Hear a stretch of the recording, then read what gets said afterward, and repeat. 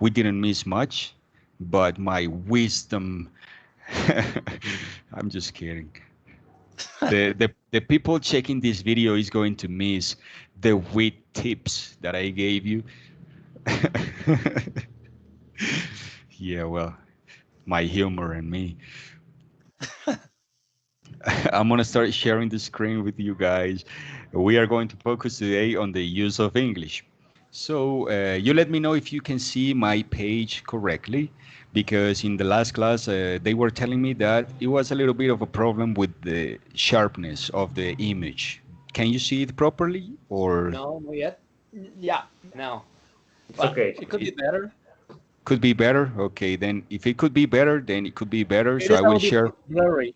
A little bit blurry, but Yeah, that's something I don't really like to happen, because I need you to check the text correctly. So I actually just share the link to this page, to this exercise on the chat of the Skype, so you can open a new slot, uh, a new window on your computers, so you can read properly. No more what I'm gonna be showing this to you on my screen, but I would like you to keep on reading with me.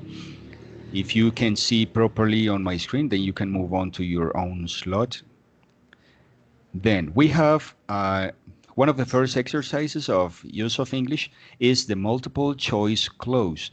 This word clause with Z or with Z, as British say, los británicos deletrean esta palabra, cuando deletrean la palabra dicen said, ¿listo? Ellos, eso fue una de las cosas que me sorprendió cuando tuve la oportunidad de compartir con personas de allá. Estuve 6 semanas en una ciudad que se llama Eastbourne, al sur de Inglaterra, y cuando le pregunté a alguien que me deletreara algo y me dijeron set, y yo estaba como perdido. Y yo, set, ¿qué carajo, qué es eso? Y era la letra Z, ¿listo? Los británicos dicen set en vez de Z, que es como una C con zumbido para nosotros, digamos en el inglés que nos enseñan siempre dicen X, Y, Z, ¿cierto? En cambio allá dicen es X, Y, Z. ¿Listo? Entonces, por si en algún momento lo escuchan, ya saben, tutín, tip británico. maybe it's what Valuable happens when. information. ¿Cómo? Yeah, I don't know. ¿Cómo dijiste, Camilo? Yeah, okay. No, it's an excellent tip. Valuable information. When you Oh, travel to another country, you know the doesn't change. yeah. You think that the letters don't change, but actually they pronounce this letter differently. So they say said. It's like Z-E-D. El deletreo de esa letra sería Z-E-D, said. So interesting. It was really interesting when I got there.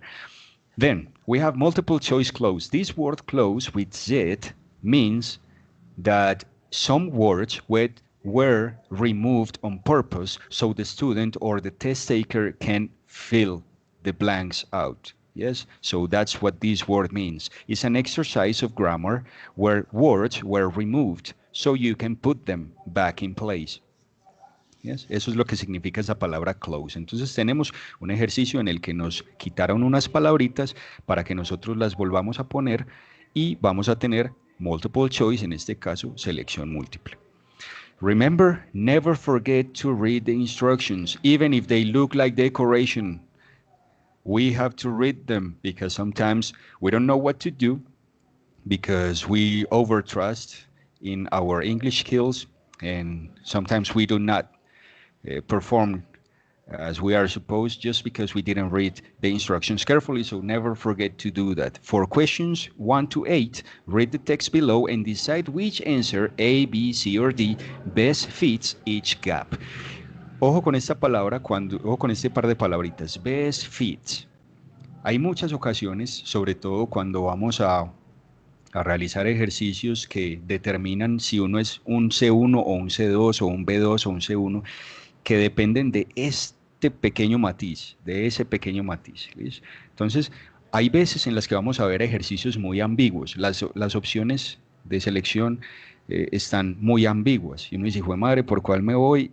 Y resulta que nos tenemos que ir por la que mejor se encaje. Puede que varias encajen, pero vamos a ir por la que mejor nos parezca. Entonces siempre traten de ir sobre esa premisa cuando tengan cierta duda entre dos opciones.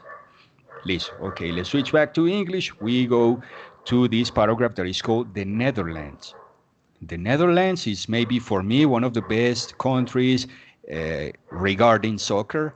They have one of the most powerful soccer teams in the world. It's a shame that these championships haven't made honor to their talent. They are always in the semifinals or the finals, but they never get the World Cup as they deserve.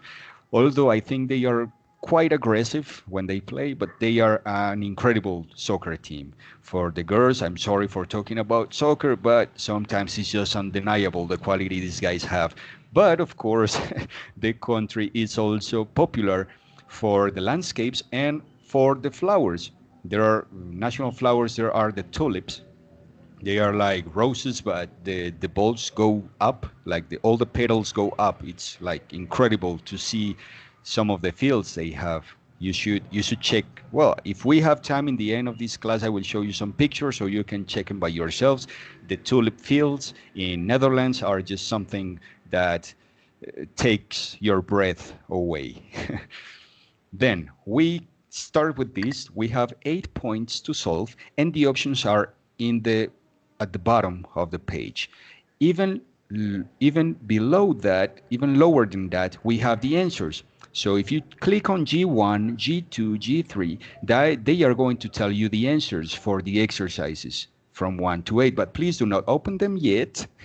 Do not cheat. We are going to solve them with our own opinion, and then we are going to check the answers. Then we start with the ladies first. Let's go with Jessica, then Caterine, and then Camilo, and then finally Leo. Yes. So keep that order in mind. Jessica, Caterine, Camilo, Leo. So yeah, 1, 2, 3, and 4. So number 1, Okay. please read from the beginning. The Netherlands. Okay, teacher. Welcome to the Netherlands, a tiny country that only stands at its borders.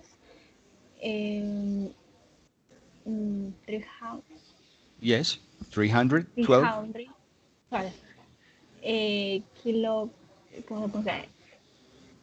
How pronounce kilometers.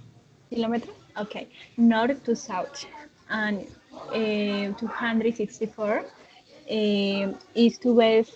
mm,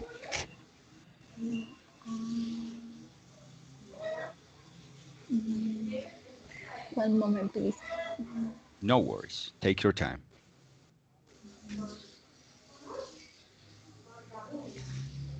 Recuerda, uno de mis truquitos, de los truquitos que siempre les decía a los estudiantes desde el inicio, es que cuando uno llega al número o a la opción o al, digamos, el espacio en blanco, a veces sirve leer otro pedacitico El que sí. para que nos dé un poquito más de contexto. Muchas veces eso nos ayuda a interpretar mejor el contexto y poder obtener una opción más acertada.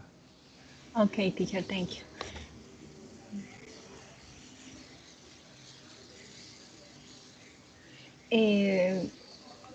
I think so. So, So, A8. So, okay, in this case it says, so the land area increases slightly each year. Entonces decimos acá, ¿cierto? Se extiende en su parte más ancha a 312 kilómetros de norte a sur y 264 kilómetros de este a oeste. Así que, porque así que su área terrestre incrementa levemente cada año. Si consideras que ese so sería como, ese so se utiliza aquí como una consecuencia. como una consecuencia. Una secuencia, ¿no? Como una secuencia. Y si consideras que esta parte de la oración sea una secuencia con la anterior. Porque despite sería a pesar